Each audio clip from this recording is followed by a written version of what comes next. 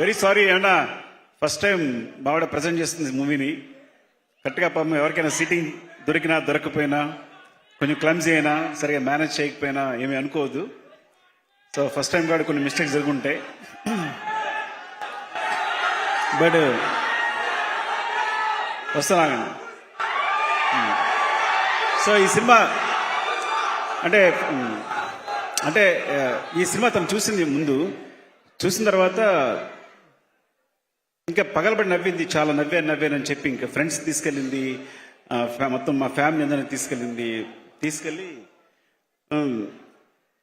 అంటే అందరికి చాలా బాగా నచ్చింది. తను బాగా నమ్మకం ఉంది. కానీ నన్ను చూడాలంది.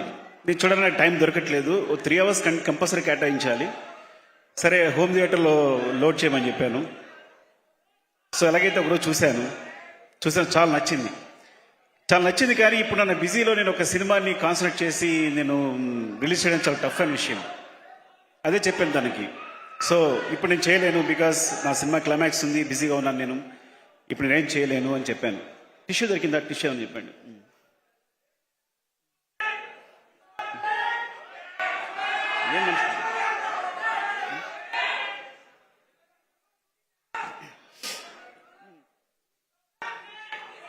సో ఐఎమ్ సారీ, ఒక్క నిమిషం ఆగండి. మేము క్లైమాక్స్ షూట్లో ఉన్నాం, మీరు డిస్టర్బ్ చేస్తే చాలా ప్రాబ్లం అయిపోయింది. సో తను చెప్పింది ఇట్లా అని నేను చూడడం కుదరలేదు. సో ఒకరోజు అనుకోకుండా షూట్ క్యాన్సిల్ అయింది. నా హెల్త్ బాగుపడడం వల్ల చూశాను. నాకు చాలా బాగా నచ్చింది. నేను నవ్వుతూనే ఉన్నాను, సినిమా అంతా నవ్వుతూనే ఉన్నాను. సో ఇది ప్రాబ్లం చెప్పాను కదా, నాకు షూట్ ఉంది, నేను చేయలేనని చెప్తే అంత మంచి సినిమా నేను వదిలేను, నేను చేస్తానని చెప్పింది. సరే చేసుకో అని చెప్పాను. అంటే తన గట్స్ ఏంటంటే ఇంకా అక్కడి నుంచి దూసుకెళ్ళిపోతూనే ఉంది. ఒకరోజు అంటే సడన్గా నాకు ఎక్కడో తెలిసింది, ఉపాసన గారికి మెసేజ్ చేసేస్తే చరణ్తో ట్వీట్ చేయండి. నాకు తర్వాత తెలిసింది. తర్వాత నేను చరణ్ మెసేజ్ పెట్టాను, సారీ ఏమనుకోవద్దు, నాకు తెలియదు యాక్చువల్గా ఇలా తను ఏదో అమాయకత్వంతో చేసింది. No it's not a problem, తను వెళ్తుంది కదా ఇట్స్ అని చరణ్ చెప్పాడు. Thank you Charan. అట్లాగే తర్వాత సో ఇలా శశి గారితో చూపించి, మన మైత్రి శశి గారు చూస్తే థ్యాంక్ యూ శశి గారు. ఫస్ట్ ఆఫ్ ఆల్ మీరు చూసి సినిమా చూసి చాలా బాగుందని నమ్మకం ఇచ్చారు. అలాగే రవి గారు నవీన్ గారు చూశారు, అందరికీ నచ్చింది, అందుకే వాళ్ళు డిస్ట్రిబ్యూషన్ తీసుకున్నారు. సో ఇట్లా జరుగుతుంది. ఇప్పుడు ఒక ఇంపాసిబుల్ విషయం ఏంటంటే ఎంత ధైర్యంగా వచ్చేసి తన దగ్గరికి వచ్చేసి, బన్నీ గారి దగ్గరికి వచ్చేసి, నాకు తెలీదు, నేను అడిగేశాను, ఆయన చేస్తానని చెప్పింది. ఏం అడిగా ఉన్నా? ప్రీలీజ్ ఈవెంట్ అని. బుద్ధి ఉందా నీకు? క్లైమాక్స్ జరుగుతుంది ఇక్కడ, చాలా వర్క్ ఉంది మాకు ఇక్కడ, నేను అడిగాను అని. సో తను సారీ డార్లింగ్, ఏమనుకోవద్దు, తను అడిగేసి నేను అడుగుతాను అనుకోలేను, అడిగింది అనుకున్నాను, నిజంగా నాకు తెలియదు. సో చెప్పండి, నో డార్లింగ్, ఫస్ట్ టైం తను ప్రజెంట్ చేస్తుంది, అలా ఇండివిజువల్గా ఇండిపెండెంట్గా వెళ్ళాలి, యూ హ్యావ్ టు సపోర్ట్, నేను వస్తాను, చేద్దాం, అదేం ప్రాబ్లం లేదు, మనం నువ్వే షూట్ చూసుకో, కాకపోతే నువ్వే నన్ను 4 o'clock పంపించాలి అన్నాడు. Thank you so much darling. అసలు అంటే నేనైతే ఈ విషయానికి, ఈ చిన్న సినిమాకి నేను అడగడానికి కూడా సాహసించాను. ఈ చిన్న సినిమా నువ్వు రావడం వల్ల చాలా పెద్ద సినిమా అయిపోయింది. ఇలాంటి ఒక చిన్న సినిమాకి అంటే చూసి ఏమంటారు, నేను లక్ష్మణ్ చూసి భయపెడుతున్నా. లక్ష్మణ్, మోహన్ వాళ్ళ బ్రదర్స్ ఇద్దరు వచ్చారు. వస్తే వాళ్ళ సినిమా వాళ్ళు వచ్చిన తర్వాత నేను అడుగుతూనే ఉన్నాను, వాళ్ళు బాగానే ఉన్నారా? సాధారణంగా ఇలాంటి సినిమాకి మొత్తం మనీ తీసుకొచ్చి పెట్టేస్తుంటారు, ఫ్యామిలీ మొత్తం ఇన్వాల్వ్ అయిపోయి ఉంటుంది. సో ఇలాంటి ఎమోషన్స్ ఉంటాయి. నేను అడుగుతున్నాను, వాళ్ళు కరెక్టేనా, బాగున్నారా, ఇదని చెప్తుంటూ. సో తర్వాత సపోర్ట్గా అంటే ఫస్ట్ ఆఫ్ ఆల్ ప్రొడ్యూసర్స్ గురించి చెప్పాలి. రిషి గారు, ప్రసాద్ గారు, బుజ్జి గారు, ఇలాంటి చిన్న డైరెక్టర్ అంటున్నాను, ఏమనుకోవద్దు, బికాస్ ఫస్ట్ టైం చేసినప్పుడు ఎవరికి నమ్మకుండదు కాబట్టి. ఒక డైరెక్టర్ నమ్మి వాళ్ళు మనీ పెట్టడం అనేది చాలా గొప్ప విషయం, ఇలా ప్రోత్సహించడం అనేది.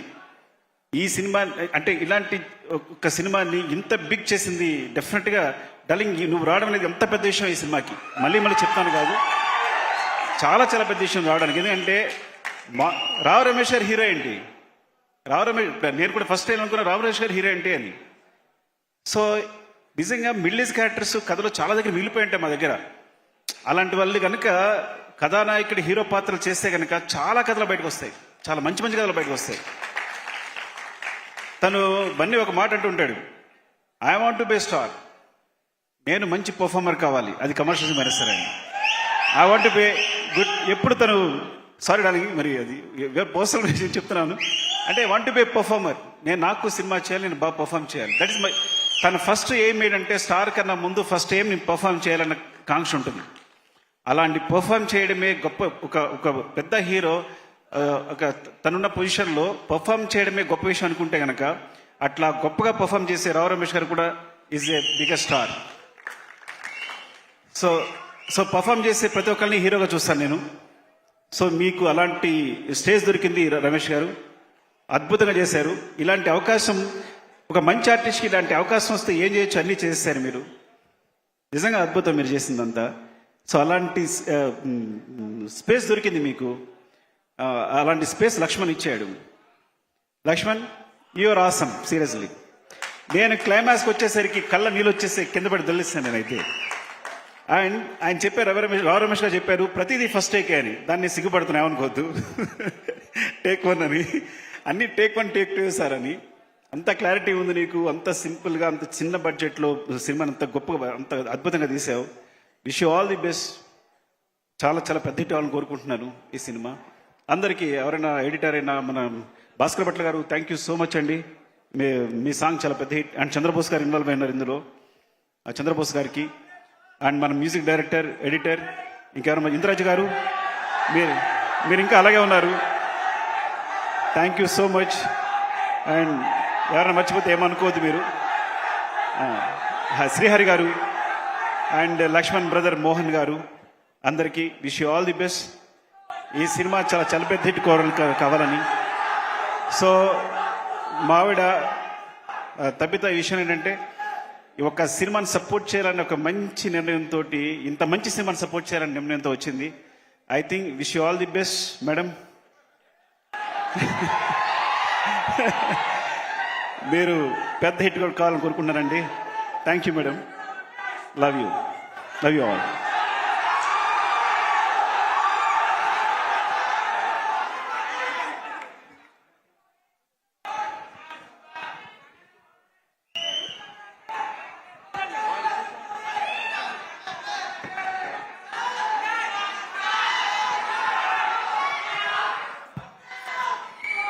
Okay, thank you so much, Sukumar Garu, for supporting